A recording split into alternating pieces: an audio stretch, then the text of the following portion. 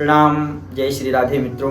कई बार ऐसे प्रश्न लोगों से आते हैं कि क्या यह बच्चों को पढ़ानी चाहिए, क्या इसको अध्ययन करवाना चाहिए बच्चों से। कई लोग तर्क देते हैं कि नहीं, इसमें तो लड़ाई झगड़ा है, लेकिन ऐसा नहीं है। भगवान ने अपने श्री मुख से जो वचन कहे उसमें किसी जवान का नाम नहीं आया, किसी बूढ़े का नाम नहीं आया, किसी बच्चे का नाम। वहाँ विराट स्वरूप में और 18 अध्याय के रूप में हर क्षेत्र को हर प्रकार से उन्होंने हमें समझाया। अगर हम उसमें अगर कोई नेगेटिव पॉइंट ढूंढते हैं तो अच्छाई और बुराई हर जगह होती है। इतना भी अच्छा हो लेकिन उसमें कुछ ना कुछ कमी होती है, तो हमें कमी को नहीं ढूंढना चाहिए। जो बिजली है, बिजली से हम आज के समय में कल्पना भी नहीं कर सकते कि उसके बिना हम रह सकते। लेकिन अगर हम उसके बारे में देखें कि उसका करंट कितना भयानक है, अगर कोई उस गलत तरीके से उसको छुए तो हमें उसके जो फायदे हैं उसको लेना चाहिए, और जो नियम है, यम नियम है, उस प्रकार से चलना चाहिए। भगवान ने इसमें हर प्रकार से समझाया है कि जन्म मृत्यु, इसके बारे में अवश्य आदमी को सोचना चाहिए, इसमें मनन करना चाहिए। भगवान ने हमें क्यों भेजा है, जन्म मृत्यु को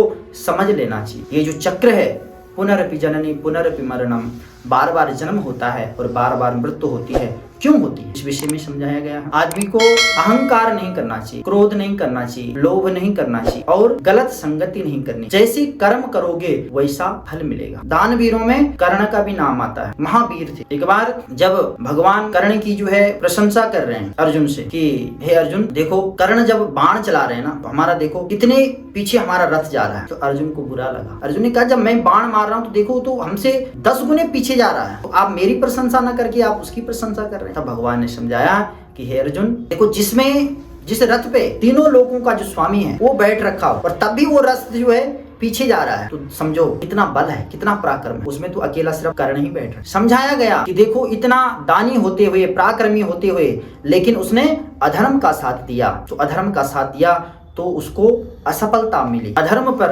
धर्म की जीत हुई। भाई भाइयों में प्रेम होना चाहिए, उससे हमें यह शिक्षा मिलती है। हमें किसी का हक नहीं मारना चाहिए। राजनीति भी है, कूटनीति भी है। भगवान कृष्ण ने पता ना कितनी बार दुर्योधन को समझाया, लेकिन दुर्योधन बिल्कुल नहीं माना। सिर्फ 5 गांव मांगे थे, लेकिन उन्होंने कहा हम 5 इंच नहीं देना चाहते। तो इससे हमें शिक्षा लेनी चाहिए कि हमारी जो यह अहंकार है वह दिन नष्ट हो जाए। अधर्म से किया गया कार्य चाहे कितना भी बल हो, देख लो 5 भाई थे और वह 100 थे। उनके साथ कई भगवान श्री कृष्ण की यक्षिणी सेना भी थी, लेकिन वो हार गए, सब समाप्त हो गए। एक से एक बड़े योद्धा थे, गुरु द्रोणाचार्य, भीष्म पितामह, ऐसे ऐसे जिनको जो है इच्छा मृत्यु का बलिदान था, लेकिन अधर्म की तरफ खड़े थे और इनका नाश हुआ, मृत्यु को प्राप्त हुआ। हमें चाहे कितना भी बल क्यों ना हो, लेकिन अगर हम अधर्म पे चल रहे हैं तो हमें हमारी हार। जब अर्जुन को मोह हुआ, अर्जुन ने जब अपने सामने देखा कि मेरे ये तो भाई हैं, ये मेरे गुरु हैं, ये मेरे दादा हैं, मैं इनको कैसे मारूं, तो मोह को भगवान ने भंग। भगवान ने समझाया कौन किसका दादा है, कौन किसका भाई है, ये तो सब मरे हुए हैं। जिसका जन्म हुआ उसकी मृत्यु सुनिश्चित है, और अपने हक के लिए अगर मृत्यु भी प्राप्त हो जाएगी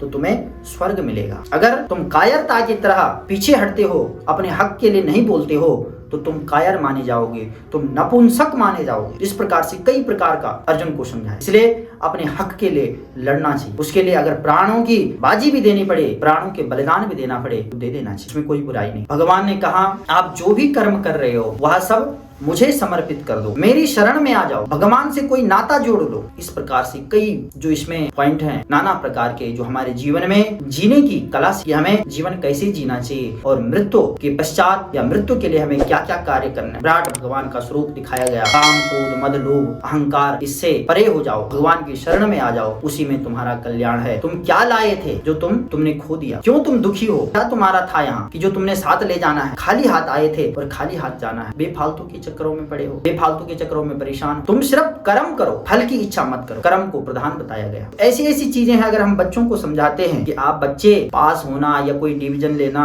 या उसमें कितने अंक हमें प्राप्त होते हैं, वो तो गुरुजी के हाथ में है, वो भविष्य के हाथ। भविष्य की चिंता छोड़ दे, तू वर्तमान में जी। भी गीता में ही कहा वो तो भविष्य की चिंता छोड़ दे, तो वर्तमान में जी। जो तेरे सामने अभी है उस समस्या से निपट, तो तू कर्म कर, बाकी फल देना तो भगवान के हाथ। आपने अगर सत्कर्म किए हैं तो अवश्य आपको लाभ होगा और अच्छा ही फल मिलेगा। तो इसके गीता में, श्रीमद् भगवत जो गीता है उसमें करीबन 700 श्लोक हैं और इसको 18 अध्यायों में रचित किया गया है और इससे हम अपने जीवन में पढ़ करके कई प्रकार के फायदे ले सकते हैं और अपने जीवन में किस प्रकार से हमें कार्य करना चाहिए वहाँ हमें सभी चीजें सीखने को मिलती है। और इसको पढ़ने से, श्रवण करने से भगवत भक्ति और भगवत प्राप्ति हमें इसको पढ़ने से और सुनने से प्राप्त होती है। तो इससे बड़ी बात क्या हो सकती है। इसका जो नित्य पाठ करता है वो मोक्ष की प्राप्ति, क्योंकि ये भगवान के मुख से निकला, एक एक शब्द अनमोल है। तो आज के लिए इतना ही।